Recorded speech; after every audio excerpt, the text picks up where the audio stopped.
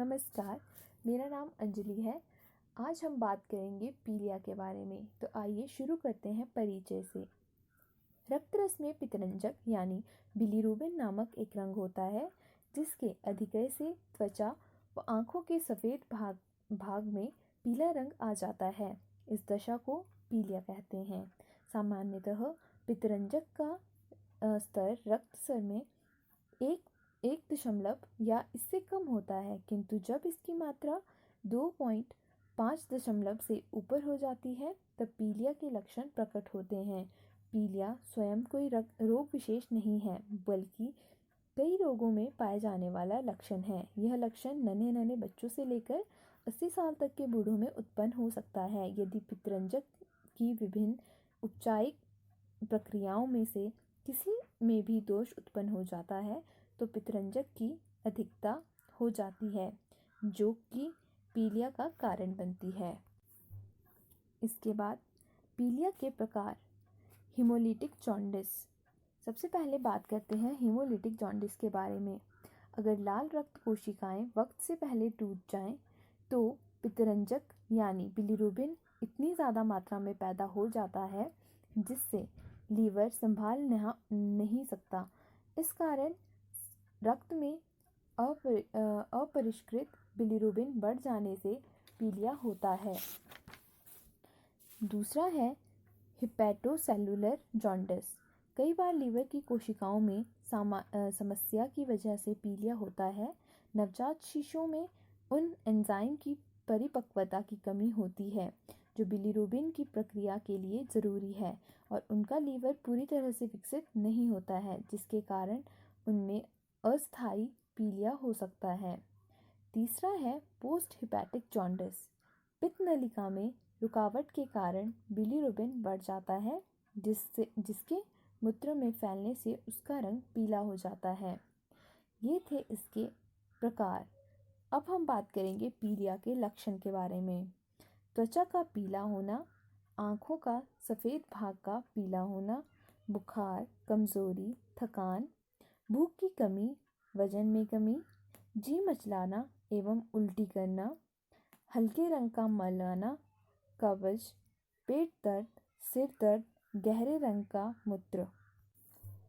इसके बाद है पीलिया के कारण। सबसे पहले समय पूर्व जन्म, उसके बाद जन्म के दौरान चोट, रक्त का प्रकार, स्तनपान।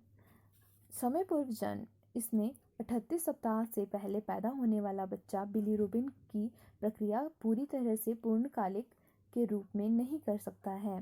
साथ ही वह कम खाता है व कम मल त्यागता है, जिसके कारण मल के माध्यम से कम बिलीरुबिन का सफाया होता है, और इस तरह से यह पीलिया का कारण बन जाता है।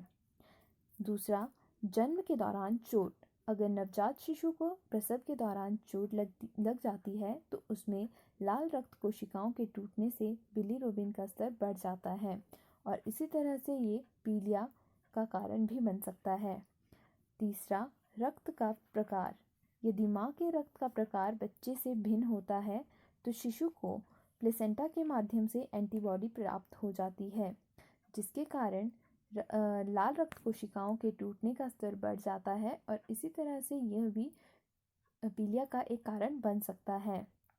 नंबर 4 पे हम बात करेंगे स्तनपान की। नवजात शिशु, खास तौर पर वो जिन्हें स्तनपान से संपूर्ण पोषण नहीं मिलता है, उन्हें पीलिया होने का अधिक खतरा होता है।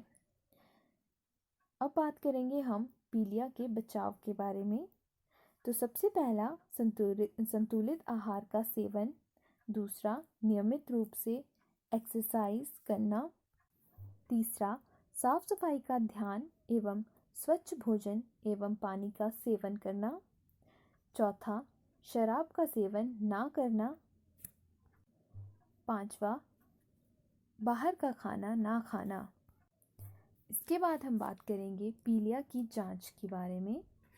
तो बिलीरुबिन टेस्ट पीलिया की पहली जांच का तरीका है। दूसरे पे हम बात करेंगे कंप्लीट ब्लड काउंट टेस्ट, जिसे CBC भी कहा जाता है।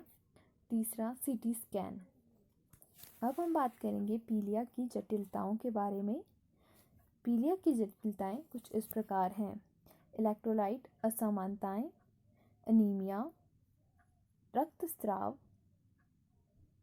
संक्रमण, क्रॉनिक हेपेटाइटिस, हेपेटिक एन्सेफेलोपैथी।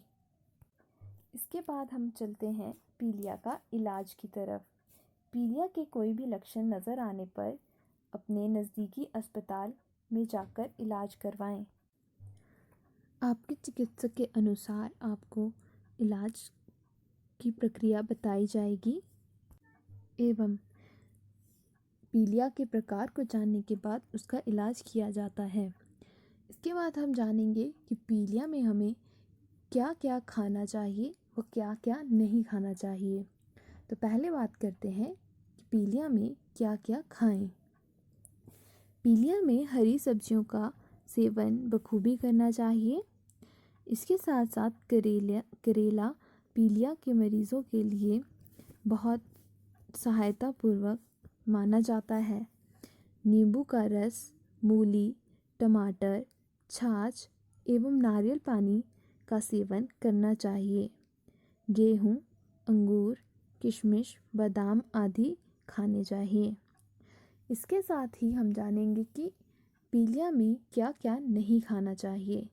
तो इसमें सबसे पहले आता है मसालेदार भोजन, जिसमें बाहर का भोजन बिल्कुल भी ग्रहण नहीं करना चाहिए।